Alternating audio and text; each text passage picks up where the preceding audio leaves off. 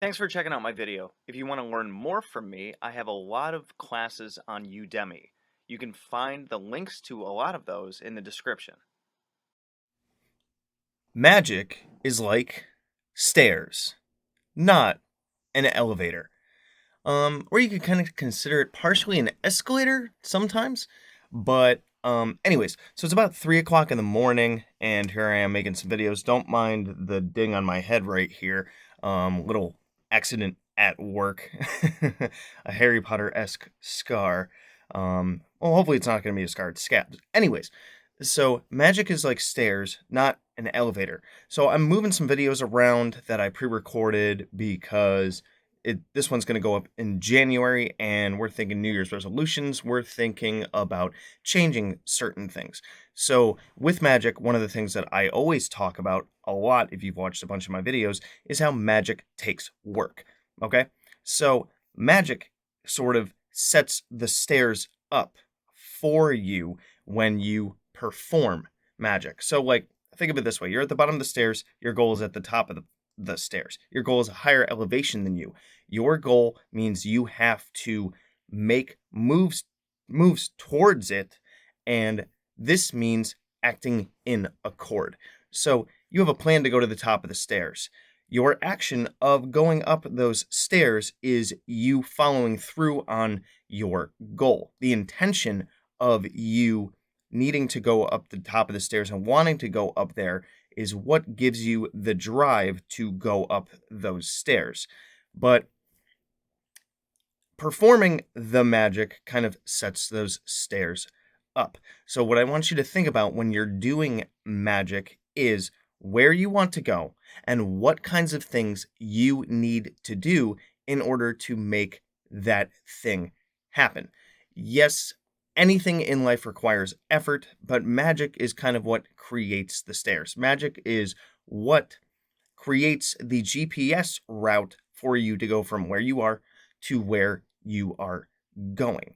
So when you set your intention of going up those stairs and then you perform a ritual in order to create those stairs from where you are to where you want to go, then you have to walk the walk. So whether you're working with a spirit or you create some kind of like sigil magic or you do stuff with cords, candles, what have you, you still have to walk the walk. So you got to think of what in the real world can I do to help this thing manifest? What kind of actions do I need to take? Do I have to talk to somebody? Do I have to learn a new skill? Do I have to put some effort into making something happen?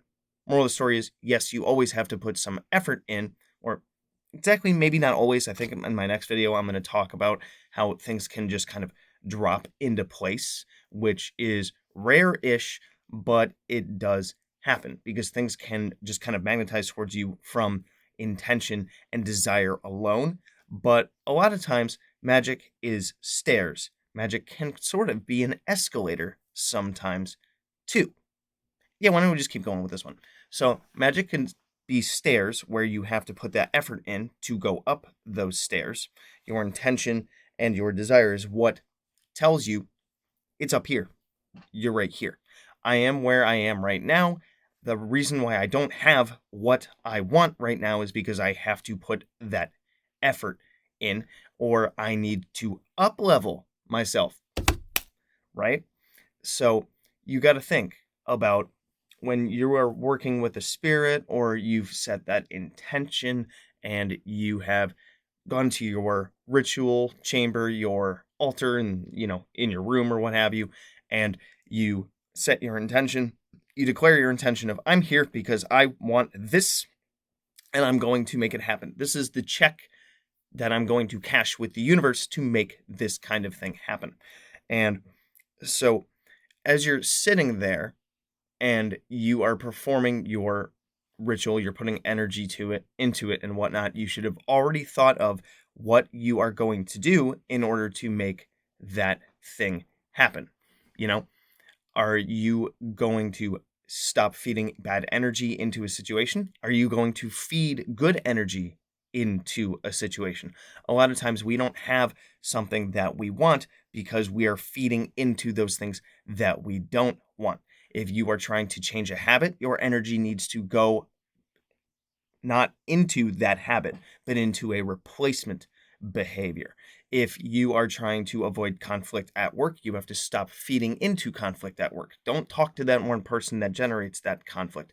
Treat them with just the littlest amount of cordiality that you have to in order to deal with that situation, and then keep going. If you work in customer service like I do, you have to think, all right, if I don't want any negative conflicts with customers, then I have to put on my retail smile and talk the retail talk. You don't antagonize things like that. If you are going towards getting a degree or something, then you have to apply for, a school, a college, what have you, and Magick can actually help increase your chances to getting in to that college or program or what have you. Same thing with a job. You have to apply to those jobs, and Magick arguably changes the probability to be more in your favor of, oh, you want to get that job? I'm going to nudge the people that decide the stuff that you are a better looking candidate. Magick increases probability, and Magick is what sets the stairs up for you to go from where you are to where you want to be. But you got to put that effort into it. So whenever you are thinking about doing some kind of magic, you got to ask yourself, okay, how would some random normal muggle get there? What would they do? What would they have to think? What actions would they have to take? What actions would they not have to take? What kinds of things would they have to avoid? Because you can go ahead and do it on your own of, steps 1 through 6, steps 1 through 10, steps A through F, blah, blah, blah. But Magick, if you want to go with the information model, I'm really digging the information model lately for some reason.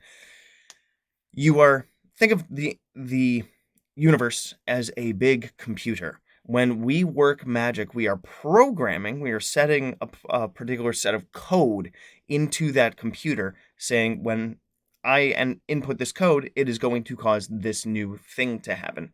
If A, then B. If X, then Y. If effort, then result. And when you do that, it's what creates the pathway, but you have to make your own moves. You can't win a chess game just by sitting there and oming with the pieces. You have to move in a strategic manner in order to defeat your opponent. Sometimes your opponent is reality. Sometimes your opponent is yourself. Sometimes your opponent is the people that are competing for that spot at a school or that spot at a job. But you got to think of what you can do to assist the Magick in a way in order to make that particular thing happen. When we perform Magick, we are telling the universe, this is what's going to happen because I want it to happen. This spirit is helping me, my intention is there, and this is what I am going to create with my sympathetic magic action, and then it occurs. So as I said before with the information model, you are programming into the universe what you want to get out of it.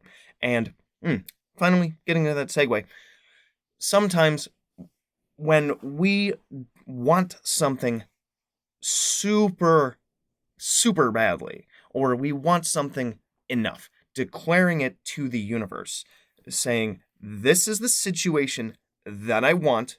I'm not sure how to get it, but this is the kind of thing that I want. You can think of different things with like random happenstance, right? That require, not entirely like effort of A, B, C, D. Like sometimes we don't know all the steps to getting somewhere, right? Like getting a new perfect relationship, or wanting to figure out your life's purpose, or arguably even winning some money here or there, something like that. We set the intention out to the universe of, I want the perfect relationship. I want the relationship that vibes with me as I currently am, which is what ultimately you would end up getting, because if you're not perfect, the perfect relationship isn't going to find you. That requires growth and stuff. Man, I'm getting so philosophical this morning. My brain's firing a million miles an hour and I'm trying to basically catch up with it. Oi. But sometimes you can have spell work that you can do a big general declaration of, this is what I want to set my energy towards. This is what my goal is. I'm not entirely sure how to get there, but this is what I want. And working with a particular spirit in that area, be it the 15 Names of Marduk or the Nurgak spirits, that's my alarm that should have woken me up, but I woke up before that. Ba-boom. you know, ooh, that's a good segue there. Whether you're working with the 50 Names of Marduk or the Nurgak spirits or the Goetic spirits, you say, I need help with getting this goal. I'm not exactly sure how, but this is what I want. I want to have a faster working brain. I want to have more courage. I want to have a perfect job. I want to have a perfect relationship. Those are kind of ambiguous, but you're telling the universe, this is the kind of thing that I want. And then in your acting in accord stuff, where you're walking up those stairs, you are then looking for every opportunity to find someone to get in a perfect relationship with, find that perfect job, increase your brain power, increase a certain skill. So then you got to ask yourself, what's my next move? What's the next move that I can make? If you want to win a chess game, it's very step by step by step by step, and it changes moment to moment, right? Magic is kind of like chess. So many analogies where you got to think, what's my next move? What's the next thing that I can do? My ultimate goal is to win, and I have Magick and a spirit behind me supporting me because of the relationship I'm building with them, and I got to think of what I can do next. So sometimes you have to go back to the drawing board of, oh, maybe I should apply to this school. Maybe I should study up on this kind of thing. Maybe I have to get more eloquent with my writing. Maybe I need to go day by day figuring out what I can do to perform best to make myself look really good to someone so that I can get that promotion, or I can go on these different dating websites, or should I swipe right or swipe left, different things like that. And this is what your walking up those stairs is. Each step is a different step. Get it? Wow. Rambled quite a bit, but I think that I got the point across. Let me know if you guys want a little bit more explanation on the kind of declarative spells, those big general, I'm going to attract something, but I don't know how kind of spells, because I think I'm kind of jumping into that. You might have seen some progress at this point if you've been checking my Instagram, because I've been trying to put some more stuff out there, trying to mesh my way into the newfangled kind of jazz, although it's been around for a while. I think that's one of my next steps in expanding my reach with my content and whatnot. So let me know what you think about all of this content. Let me know what you think about this. Looks kind of fun. Believe me, it still kind of hurts if I raise my eyebrows up a little bit. Anyways, good hunting. Thanks for watching my video. So if you want to check out my playlists, I have, among others, the Simon Necronomicon, the Tree of Life, General Magic, Tulpamancy, a playlist on my books, the elements, stones, the theories that govern magic, and the gods and goddesses of Mesopotamia. If you want to check out my books on Amazon, I have Creating Consciousness, Magical Mechanics, Magical Theater, Handy Sigil Magic, Magical Movement, which is an update and expansion upon Handy Sigil Magic, Magical Mastery, which is a combination masterwork of Magical Theater and Magical Mechanics, and The Guide to the Spheres and Beyond. You can also find me on Facebook at Magickology YT. You can email me at priestofthenecro@gmail.com, and you can even check out my Instagram, which is Magickology. And good hunting.